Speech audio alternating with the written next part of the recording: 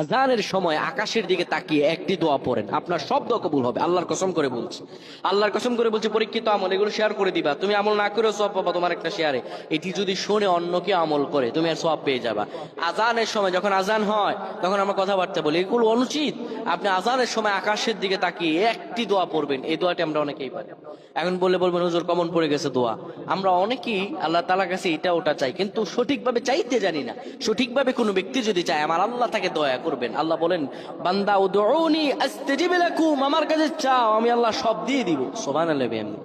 যখন আপনার আজান হয়, আজানের সময় আপনি আসমানের দিকে তাকান, তাকিয়ে আপনি বলুন, পড়তে থাকেন, আল্লাহুম্মা আনতা রাব্বি লা ইলাহা ইল্লা আনতা খলাকতানি ওয়া আনা আবদুকা ওয়া আনা আলা আহদিকা ওয়া ওয়া'দিকা মাসতাতা'তু আউযু বিকা মিন শাররি মা সানা'তু আবু'ু লাকা বিনি'মাতিকা আলাইয়া ওয়া আবু'ু বিযানবি ফাগফির লি ফাইন্নাহু লা ইয়াগফিরুয যুনুবা ইল্লা আনতা।